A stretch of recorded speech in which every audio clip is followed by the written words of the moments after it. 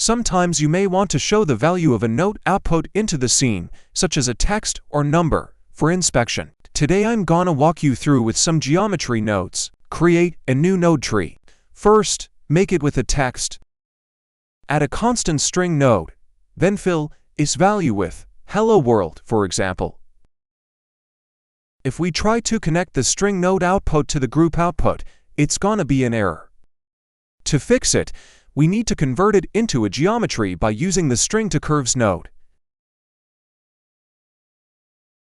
You can change some settings, such as font size, alignment, etc., fit the best view. In this case, we choose center for the X alignment and middle for the Y alignment. Add a fill curve node and hide 3D cursor to make the view look clearer.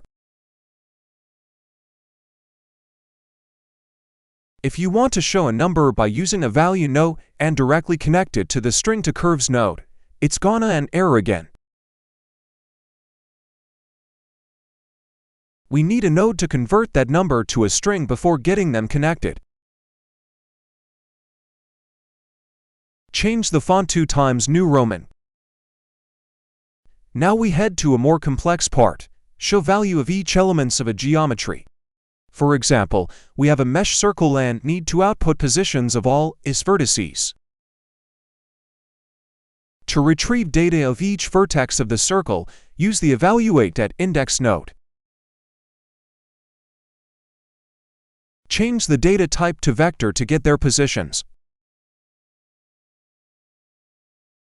If you try to connect the output value to the converter, there will be an error. It's because the converter only accepts a single value, while the output of the evaluateatindex is one of positions of 8 vertices.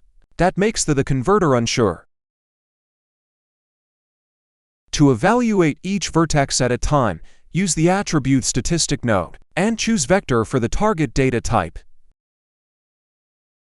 This node outputs a single vector that we then can show it in the scene. But it still seems not work when we directly connect it to the converter now, because our value is a vector while the converter only accepts a number. What we should do is to break a vector into its 3 components and connect them to 3 separate converters. Another issue is that the stringtocurves node only input 1 string at a time, while we have 3. To get around it, add a format string node and make it formatted as shown on the screen.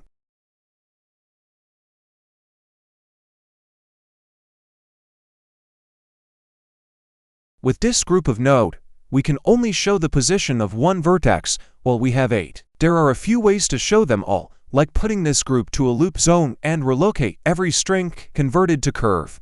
In this case, we'll show position of each vertex every second. Add the position node as the attribute to be retrieved. When the index is 0, the position of the first vertex is shown. Add a scene time node. Get only the integer part of the time in second by using the truncate node. Connect it to the index input. Now when we hit play, string will show position of the vertex whose index is equal to the respective truncated second number. Since the current frame rate is 24 frames per second, and only the first 8 seconds are needed, change the end frame to 192.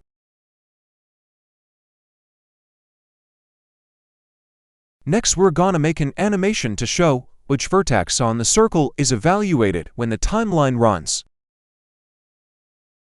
The idea is that we will create a cone-shaped instance at the currently evaluated vertex. When the next vertex takes turn, the cone of its previous vertex will be removed and only show its cone. We'll make a group of node to make just 1 instance at the vertex whose index is equal to the current second. Join the cone instance with the string mesh and the circle mesh. Change the font size of the string mesh to make it fit inside the circle. Then make a node group to rotate the cone in the direction that the vertex index ascends. The trick here is that we'll change the tracking and up axis of the cone before instancing it every second. If you consider how the tracking and up axes work, check the video link above. We make the cone instance rotate counterclockwise because it's way the vertex index ascends. There's an easy way to show indices of those circle vertices by connect the circle mesh and the index node to the viewer. Toggle the viewer by clicking the small screen icon on the top right corner to only visualize its input. On the Overlays panel, check the attribute text to show the vertex index attribute. As we see, the vertex index ascends counterclockwise.